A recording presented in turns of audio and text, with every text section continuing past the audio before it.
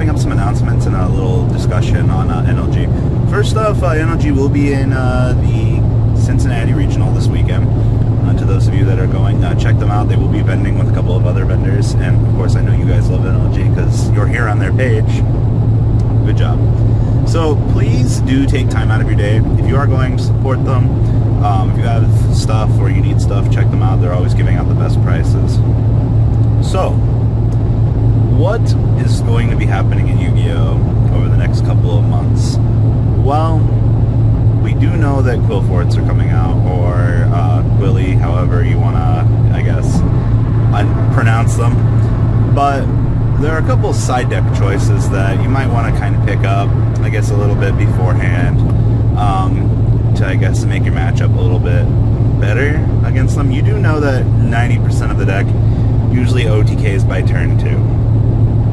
And a Quliphort killer is rumored to be, according to every Yu-Gi-Oh player, one of the craziest outs, even though no real deck plays it. So, first off, if you have Odd Ice Pendulum Dragons, most builds only play one and the Trap Tricks bounce Pendulum card. Let's be realistic here, you don't need more than one Odd Eyes in your deck, so if you have a couple extra Odd Eyes, go sell them and make some extra money while the trend is still up. Okay. So, as for the deck, a couple things that you could side here, a couple things you might want to pick up. The Quick Play Spell Shattering Arrow, super rare, they're mad cheap right now. I really don't know if this is going to be an effective method to killing them, but at least you can burn your opponent and take out their face-up spells, because, you know, pendulums do count as face-up spell cards. Now you're probably like, well, you know, what else can I do?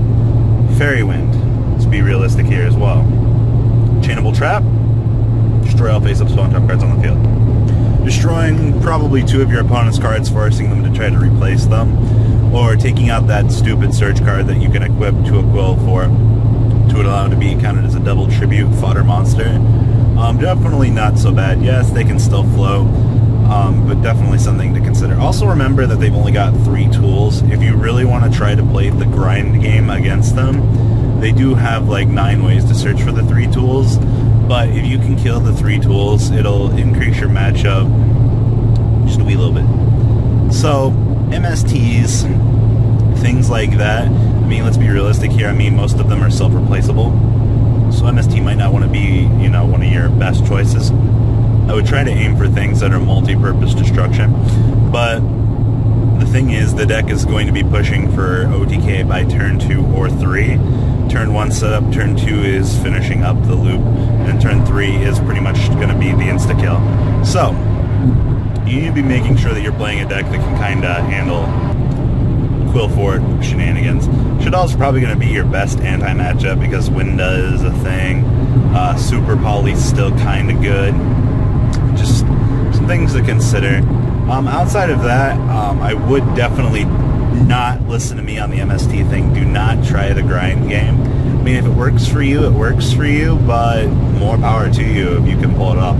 Because that deck has some crazy combos, especially when they all have self-replacing effects with bouncing and things like that. Another thing to consider is definitely Battle Fader and Swift Scarecrow. This is like your last line of defense, your opponent's attacking you directly, kind of thing. I mean, if you can pretty much clear up their board after the OTK drops, you'll have a better chance of trying to succeed. I think this is kind of where a lot of people get the misconception, because once their board is gone, they have a really hard time to recover. They can do it very easily. I mean, 2 cards to reset up the pendulum, especially with 5 monsters from the extra deck, is a thing. But these are just things to consider for your Quiliphort matchup. In general, I'm not going to lie, it is an extremely quick deck. The combos that the deck does are ridiculous. But, you know, there are some things that you can do to try to prevent it. Let's be real here. Spell Shattering Arrow, Fairy Wind, MST, Battle Fader, Swift Scarecrow. It all is really up to you, depending on your player pref, on what you think is probably going to be your most optimal play. So guys, leave a comment down below. Tell me what you guys think about this. Like I said, please do support NLG this weekend at the